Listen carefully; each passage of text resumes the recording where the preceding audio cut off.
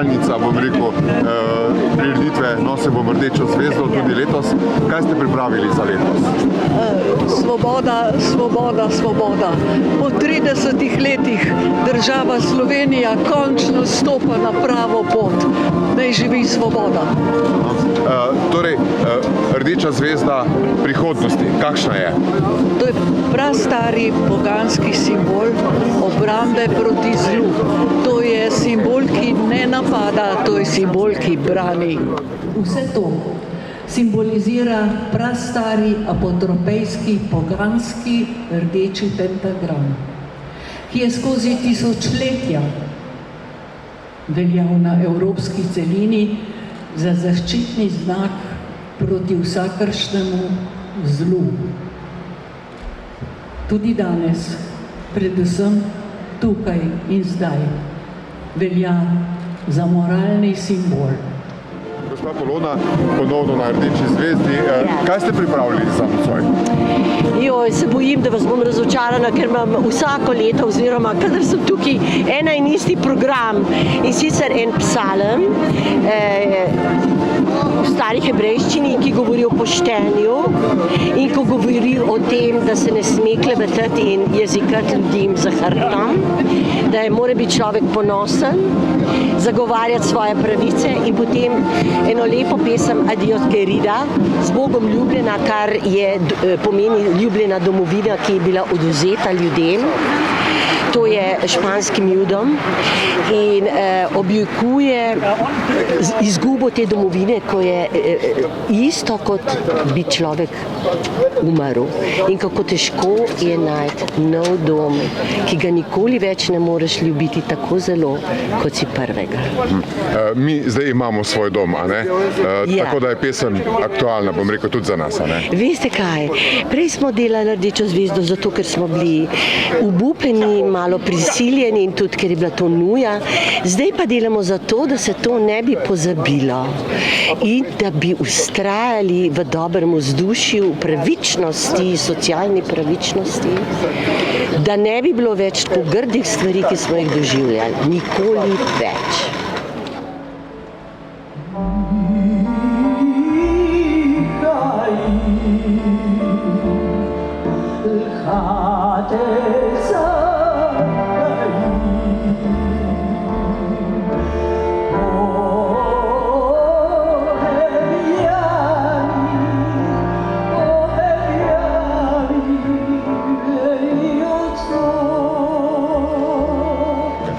Vlado, vi redno prihajate na Rdečo zvezdo?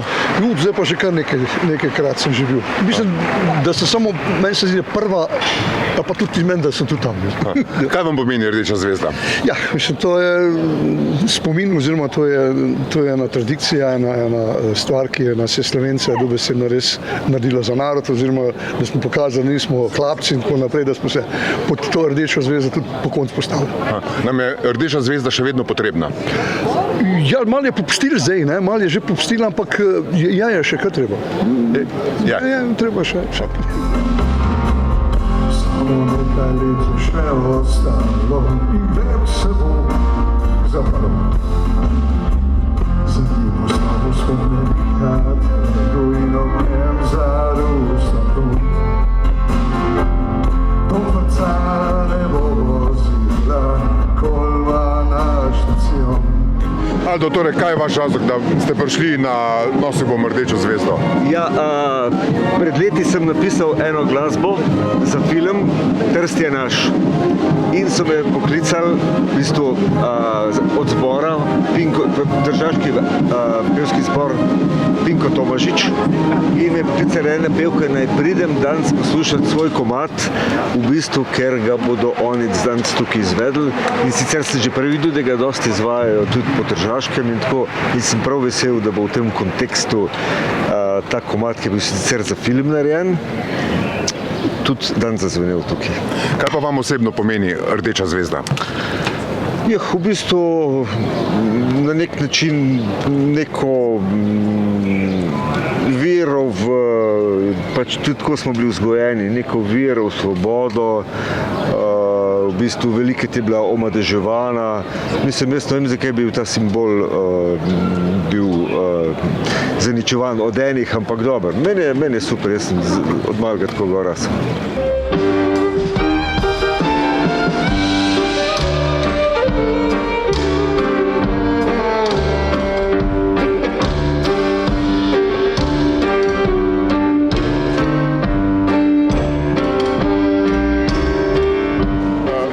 Rdeča zvezda spet sije, a ne? Letos se kaj razlikuje od preteklih. V čem? Ja, če ne drugega, smo vsi, ki smo kakorkoli povezani z uprizoritvenimi umetnostmi, veseli, da lahko normalen koncert speljamo brez omejitev, brez vsega tega, česa smo bili deležni tokom korone. Je pa še druga stvar, seveda, malo se je režim zamenjal, ne? In če smo zadnji 2 leti čutili en oblak represije, en oblak neke take avtoritarne teže nad sabo, jaz mislim, da zdaj malo lažje dihamo. No? In da se tudi sporočilo Rdeče zvezde, čeprav je večno, vseeno lahko malo bolj pozitivno prekalibrira in imamo danes en tak čudovit večer, največji koncert tega kova do zdaj, pa smo jih naredili že 6, samo tukaj. Je Rdeča zvezda še vedno potrebna? Absolutno, Rdeča zvezda je večen simbol upora, klica po svobodi, družbeni enakopravnosti. Jaz mislim, da če smo kot družba zavezani temu, da civilizacijsko rastemo, bo Rdeča zvezda vedno kompas. Skladbo je življenje smiselno, lepe misli nas prežemajo, svode pise v preletu, kdo je pameten na svetu, ne bo vam sluga nepodložen, čeprav je zmolkom vas okrog pošen, še vedno je zapeti zmohožen, ko zvečer vam na tebi premier prodaja poklice in se obnaša arogantno, mi pa zraven elegantno, smešimo se elegantno, na, spet si. Kakšni so občutki potem, ko si stal na takem odru?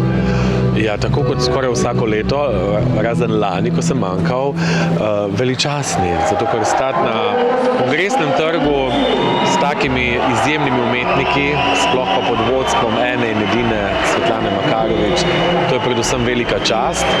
Hkrati pa ponižen spomin na naše prednike, ki so zaslužni za to, da lahko danes v svobodi tukaj stojimo in pojemo lepe pesmi. A misliš, da bomo te lepe pesmi lahko še pelili naprej, v bodoči?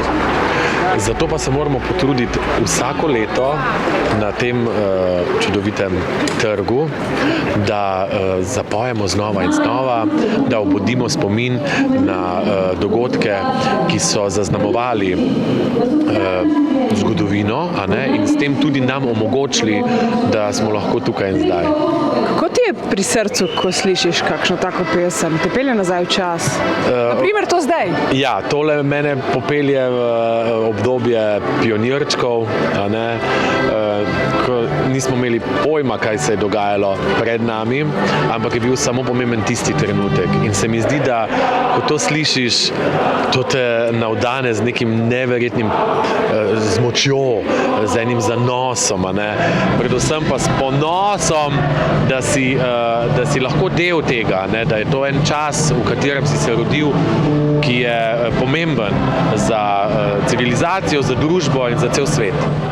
Na bregovih vseh morij in vseh rek v vseh letnih časih, ne le kot cvetijo jablane in hruške. Oja, v vseh ženskah je tista ta ista, hrepeneča Katjuša.